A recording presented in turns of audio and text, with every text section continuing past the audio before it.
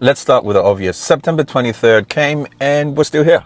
Someone expected the rapture, some even prepared for it. And once again, prophecy headlines faded faster than they appeared. If you followed my earlier teaching, you'll know my position. The Bible describes one return of Christ, not two. Not a secret sneak away event, but one visible world-shaking moment. The same event described in 1 Thessalonians 4, 1 Corinthians 15, and Revelation 19. Different books, same event, one king. So how did we end up with the same theology that tells believers they will vanish before tribulation, when the early church expected to endure it? Let's rewind the clock. For nearly 18 centuries after the resurrection, no apostle, no church father, and no council taught a two-phase return of Christ. They preached resurrection, not evacuation. They prepared for persecution, not disappearance. The church's consistent hope was one glorious visible coming of Christ. Then in the 1800s, a brand new idea appeared, not from the apostles, not from the fathers, but from a young Scottish girl in a revival meeting. A 15-year-old named Margaret Macdonald claimed she saw a vision of believers being caught up. And to be accurate, it wasn't purely pre-tribulational. She actually saw a season of trial before deliverance. But her vision drew a new line in the sand. Jesus coming first for his church, then later with his church. Howard spread through the Irving night revivals led by Irving, a passionate, prophetic, and honestly a bit chaotic. People love the spectacle. Today, social media does the same thing. Every eclipse, every dream, every blood moon goes viral by breakfast. No church father ever taught the deal coming, but within one generation, it would sweep across the world. Now, this is where things get a bit interesting. Along comes John Nelson Darby, a sharp Anglican priest and founder of the Plymouth Brethren. Darby was brilliant, structured, the kind of guy who would bring a chat to a prayer meeting. He heard what was happening in Scotland and thought, let's organize this. He began teaching something called dispensationalism, which sounds complicated, but it's really just a way of saying God runs history in different chapters. In Darby's view, there were 7 of them, from Adam's innocence to the church age and beyond. Each chapter had its own tests, its own rules, and usually ended with humanity flanking the exam. It sounded tidy, almost like color coding the Bible, but in the process, the story of redemption got sliced into boxes that never quite fit together. Now, to be fair, today's progressive dispensationalists have done some homework on this. They've refined Darby's model to show more continuity.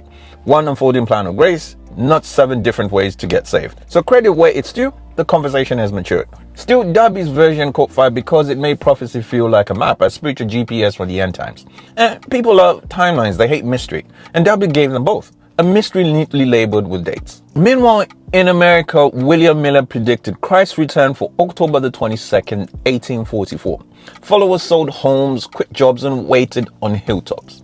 When nothing happened, it became known as the Great Disappointment.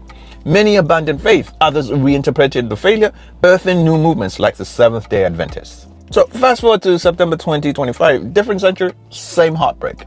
TikTok prophecies, YouTube countdowns, WhatsApp voice notes from prophets. Some believers sold cars, emptied accounts, and said goodbye to family. Then midnight struck, and we're still here. History didn't repeat, it rhymed. Darby's charts might have stayed niche until C.I. Scofield released the Scofield Reference Bible in 1909.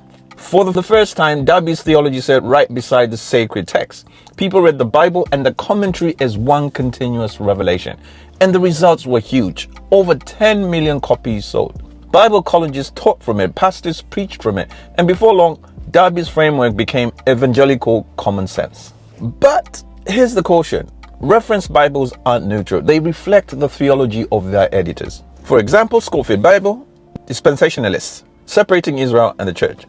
Dake's annotated Bible, charismatic, big on prophecy and spiritual gifts. MacArthur's Study Bible, Calvinist, firm on predestination and cessation. Ryrie's Study Bible, evangelical, dispensational, Dallas seminary flavor. Life Application Bible, practical evangelical, more devotional than doctrinal. ESV Study Bible, reformed leaning, scholarly, but Calvinist in tone. Grade 2s, but 2s aren't truth.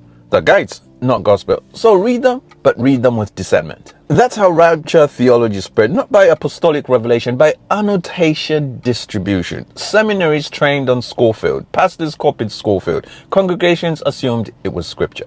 And every generation since has replayed the pattern: predictions, excitement, disappointment. Real people get hurt, faith shaken, money wasted, families mocked, and the faith gets mocked as well. Yet scripture itself keeps it simple. Paul's catching up in 1 Thessalonians 4, the last trumpet in 1 Corinthians 15, and the rider in Revelation 19. They all describe one event, not two. The early church didn't expect escape, they expected endurance and glory. Jesus returns once, the dead rise once, the kingdom comes once. So yes, September 23rd came and we're still here.